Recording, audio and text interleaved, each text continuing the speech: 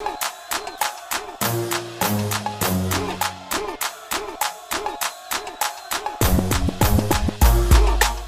and gentlemen, welcome to a special edition of the Poydras podcast. I'm Corey Rowland. I'm Daniel Carnes. Before we're going to get into NFL free agency, which is starting to heat up, we have to talk about the crazy events, Daniel, of this past week, not only in the sports world, but in the world just in general. Let's talk about, your thought process going into, let's go last Wednesday, right? Where NCAA tournament games, conference games started to cancel, right? You started to see the Big Ten, the ACC, the SEC, say they're not going to play with fans. Then they started to cancel. And then last Wednesday night, the Oklahoma City Thunder were playing the Jazz at home, where the NBA referees canceled the games moments before tip-off. And Rudy Gobert got tested positive for coronavirus. Yeah. What were your thoughts during this whole process? I mean, I was just pretty shocked. Like leading up to that moment, I didn't think the coronavirus was that serious. But then once they canceled it mid-game and told everybody to go home, you knew there was something serious going down. And then looking back, even before that, Rudy Gobert was joking around, touching the mics, making a clown out of himself. But and then he ends up being the one with coronavirus. Dude, I really didn't take this serious either. Looking back at it, I was hanging out on the beach when all this went down, waiting for Zion to play the Kings. But the NBA, when it suspended its operations, it really get the domino effect for the rest of the leagues, where March Madness got canceled, the NHL got canceled, MLS, all these sports leagues that, were a big part of our lives are no more. And just looking at it for, our perspective as sports supporters, what are we going to do for the next month? We got NFL free agency going on, but that's just only a little time period. We're going to be in quarantine for a while now, man. And it's a historic event that we haven't seen in our lifetime, where all these sports leagues get wiped out. Yeah. I mean, March is a pretty busy season for sports. Yeah, March Madness, it's so sad to see it go, because that's one of the best. Now. It's one of the best sporting events in the whole world. And now we can't even feel the highs and lows of watching a game each day. You can't see a 15 seed beat a 2 seed anymore, right? Making a miracle of one, man. The Cinderella stories is gone now. Right. Yeah. The NBA had a really good season leading up to the suspension, where you saw LeBron, Giannis all playing at high level. MLB, the Astros got a break. Oh yeah, they're getting beamed at. Now people really get to forget about them for a couple months here. Yeah. And the hockey's wiped out. NFL free agency is the only thing that's really turning our attention away from this disease. And you saw it all through New Orleans this past weekend and the effects of it, where we went from one case last Monday and to, I believe, over 100 as of today. Yeah. I believe we have 130 cases. And just our area alone, I believe that's 90 to 100.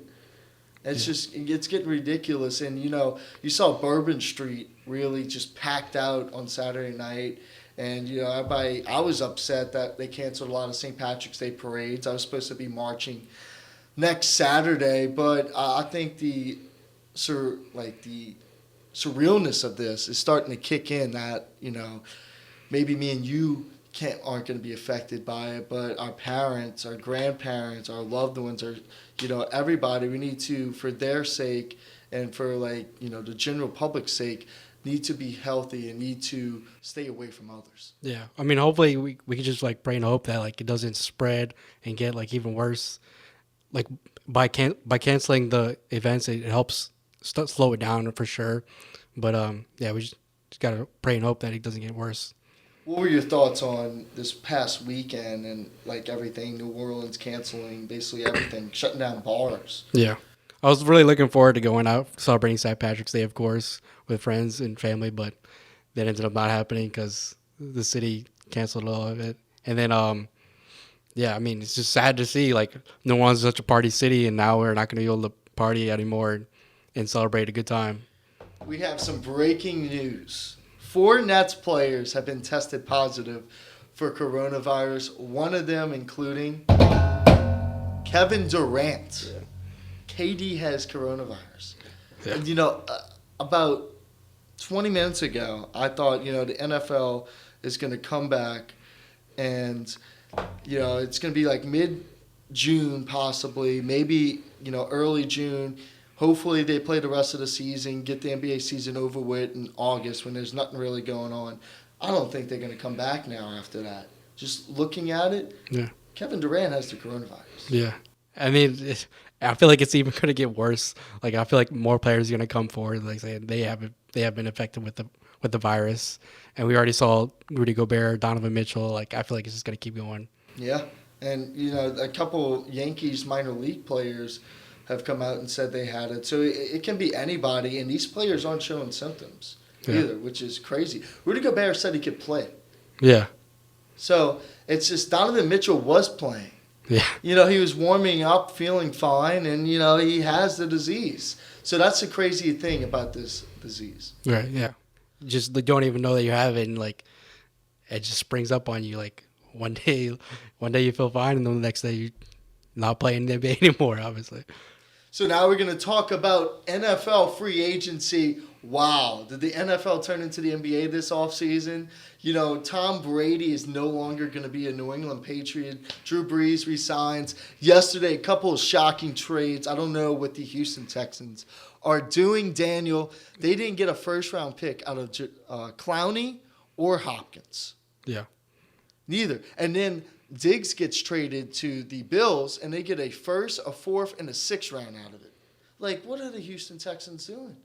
I have no idea. I mean, people have been saying like having DeAndre Hopkins, like even having like a star-stud receiver like that, it's not going to push them over the edge as far as winning playoff games. But in my opinion, I think you have to keep that asset of DeAndre Hopkins to be like an official like contender in the AFC. Well, the Saints, going on to that point, do you think the Saints would have been as good as they were last year without Michael Thomas? No, I mean he was definitely the focal point of the offense. Yeah. So DeAndre Hopkins, I believe, is the second best receiver in the NFL. And you could not get a first-round draft pick out of him. I understand you got a second and a running back who's made the Pro Bowl before, but David Johnson has a ton of injuries. Yeah. That is a terrible trade value for the second best receiver in the game when Stephon Diggs got a first, a fourth, a fifth, and a sixth for him. Right. I mean, they look like the Texans look like they're focusing on the run game, and they're probably going to shore up their O-line as well. They need to. Yeah. Because Deshaun Watson's, getting pressured all the time.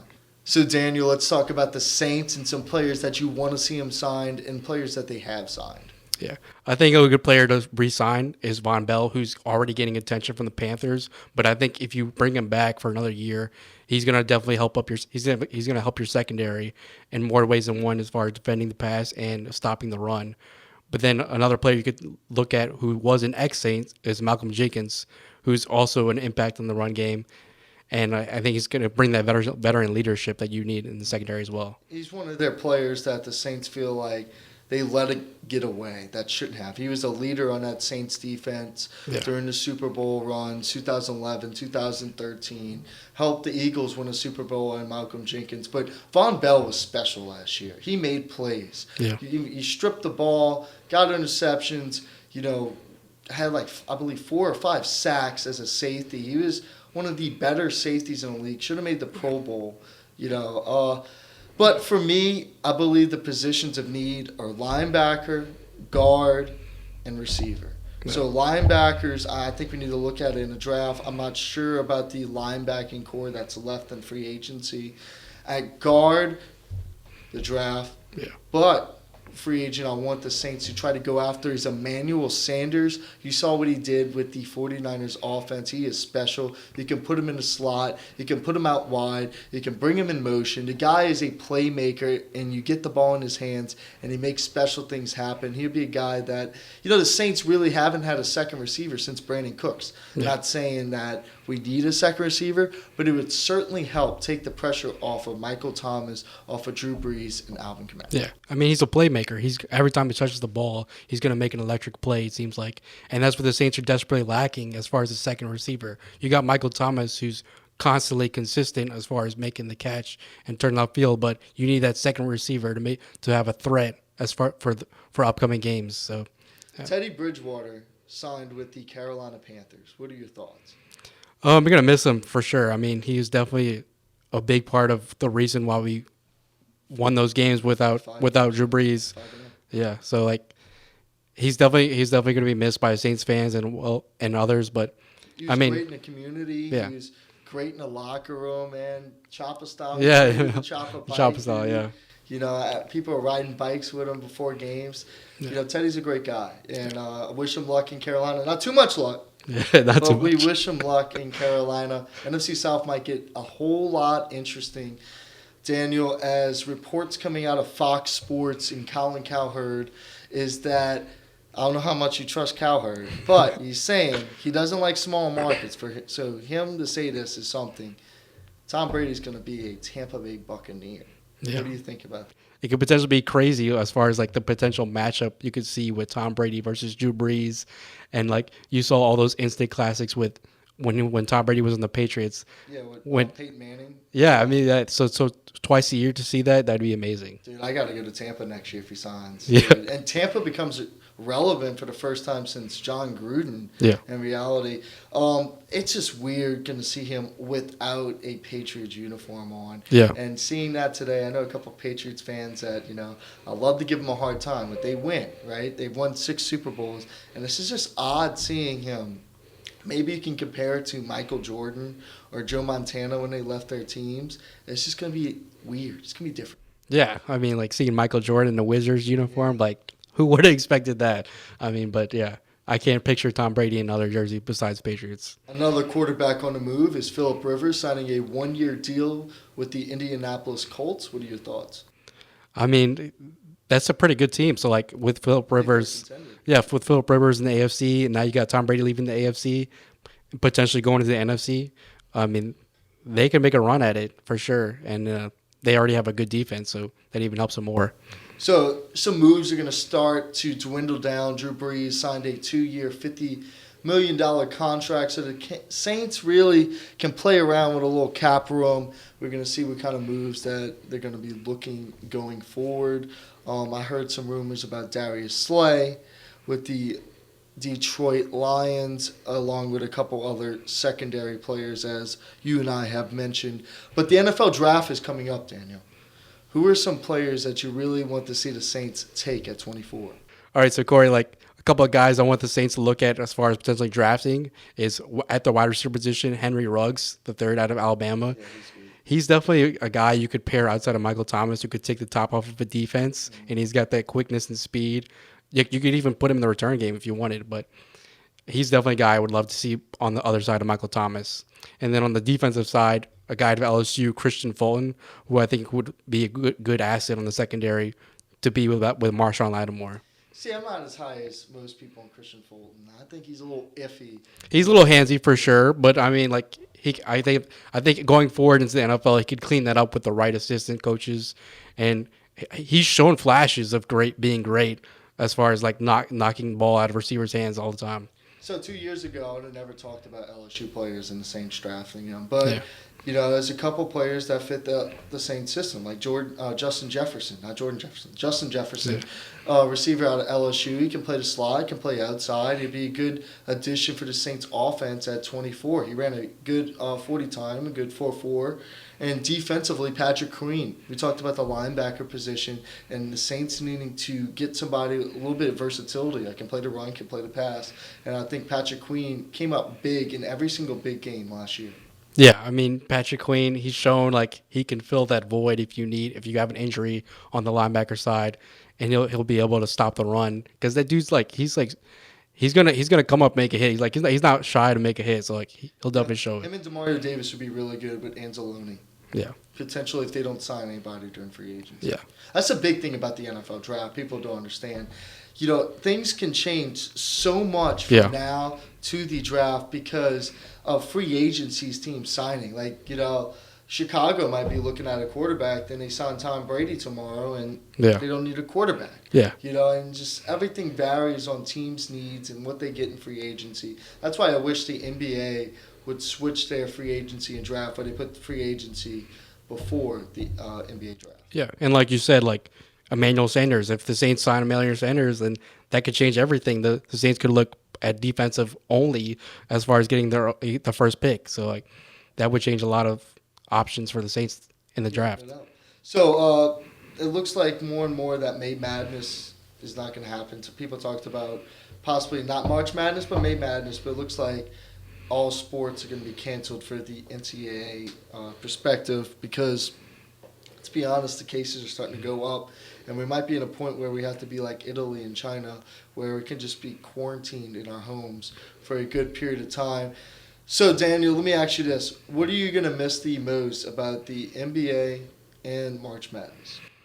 I mean, NBA, the Pelicans were getting hot. They were getting a little bit hot at the right time. They did have that losing streak, but they picked it back up. They picked it back up, and like they were making a run at it. So I'm going to miss seeing Zion dunk every night and like put on a show for the fans. And he was even making a case for himself, even though he didn't play a lot of games for Rookie of the Year. Yeah, which is crazy. Yeah, I mean, and as far as March Madness goes, like it's definitely one of the best sporting tournaments in the world, and to see that top seed lose to a small school and like see that Cinderella make a run is one of the best like things to see in entertainment TV. No shining moment this year. Yeah. So March Madness, especially March Sadness. Yeah. And I'm gonna miss Zion as well, man. Yeah. That guy's fun. When you talk about putting on a show, I've never seen a 19-year-old just walk into the NBA and drop 24 a night. Yeah. That guy's special. For sure. Miss, Brandon Ingram, miss the Pelicans. But I'm also miss Luka Doncic. I'm going to miss, we're probably not going to have a NBA playoffs, right? And if we miss that, we miss prime LeBron. A lot of people are kind of iffy on LeBron, but you can't say the guy's not great and he doesn't put on a show. I mean, how many more years is LeBron going to play like that? Yeah. And we're missing a whole season of that. And March Madness, a lot of the players going into the draft need March Madness to show. And so there's a lot of uncertainty right now in the sports world. But we do have to do our part, stay healthy, and remember, stay clean. That's it for the Poydras Street Podcast. I'm Corey Rowland. I'm Dan Cardenas.